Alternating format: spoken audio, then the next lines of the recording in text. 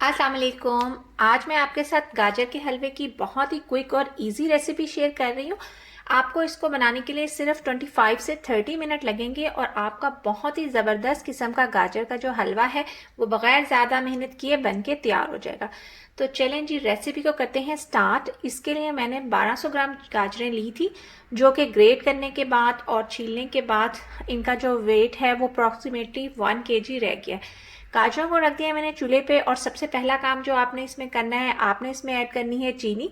यहाँ पे मैं 1 कप यानी 200 ग्राम जो चीनी है वो मैंने गाजरों में ऐड कर दी है। चूल्हा कर दिया है मैंने ऑन। तो इसके बाद आपने क्या करना है, चीनी और गाजरों को आपने करना है मिक्स और मीडियम फ्लेम पे इतनी देर तक पकाना है कि गाजरें और जो चीनी है वो अपना पानी रिलीज कर दे। चीनी स्टार्टिंग में डालने का सबसे बड़ा फ़ायदा ये होता है कि गाजरों का कलर जो है वो ख़राब नहीं होता। चीनी डालने की वजह से जो इसका कलर है वो ब्राइट रेड ही रहेगा। लेकिन अगर आप स्टार्टिंग में घी डाल देते हैं तो उससे क्या होता है, जल्दी से आपकी गाजरों का जो कलर है वो ऑरेंज सा हो जाता है। और दूसरा बड़ा फ़ायदा ये होता है कि हमें इसमें कोई दूध या कुछ और चीज़ डाल के इसको गलाने की ज़रूरत नहीं पड़ती, क्योंकि जब हम चीनी डाल देते हैं तो गाजरें चीनी के साथ मिलके अपना जो पानी रिलीज़ करती हैं, हम उसी में इसको कुक कर लेते हैं। अब इसको मुझे यहाँ पे पकाते हुए 2 मिनट हो गए हैं और आप देखें जो गाजरें हैं और चीनी उसने अपना पानी छोड़ दिया है। बस हमें इस स्टेज पे क्या करना है कि इसको लिड से कवर कर देना है और 5 मिनट के लिए इस पे लिड लगा के तो हमने इसको छोड़ देना है। जितनी देर के लिए गाजरें कुक हो रही हैं उतनी देर में हम कर लेते हैं कुछ ड्राई फ्रूट को रोस्ट। आप अपनी पसंद का कोई भी ड्राई फ्रूट ले सकते हैं। तो मैंने यहाँ पे पैन में 1 टीस्पून जो है देसी घी ऐड कर दिया है। देसी घी में जो है ड्राई फ्रूट्स को रोस्ट करने का फ़ायदा ये होता है कि ये बहुत क्रंची हो जाते हैं और प्लस जो है ना, इनका जो टेस्ट भी बहुत अच्छा हो जाता है। मैंने यहाँ पे काजू, बादाम और पिस्ता जो है लिया है।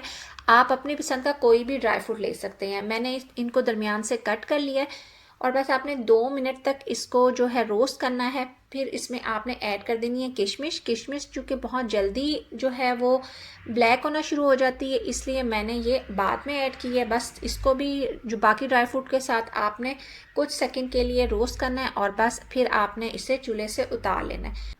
कैरेट्स को पकते हुए 5 मिनट हो चुके हुए हैं। तो अब हम देख लेते हैं कि गाजरों की क्या कंडीशन है। और आप देखें कि गाजरों का कलर जो है वो बिल्कुल भी ख़राब नहीं हुआ और चीनी ने और गाजरों ने काफ़ी पानी छोड़ दिया हुआ है। तो इस स्टेज पे आपको लिड से इसे कवर करने की ज़रूरत नहीं है। बस अब आपने गाजरों को इतनी देर तक पकाना है कि इसका सारा जो पानी है वो ड्राई हो जाए। और मुझे इसको पकाते हुए 7 मिनट हो गए हैं और आप देखें कि गाजरों का जो पानी है वो बिल्कुल ड्राई हो गया है। बस जब गाजरों का पानी पूरी तरीके से ड्राई हो जाए तो आपने इसमें ऐड कर देना है देसी घी। मैं यहाँ पे 2 टेबलस्पून जो है वो देसी घी ऐड कर रही हूँ और साथ में मैं इसमें ऐड कर रही हूँ हाफ़ टीस्पून इलायची पाउडर।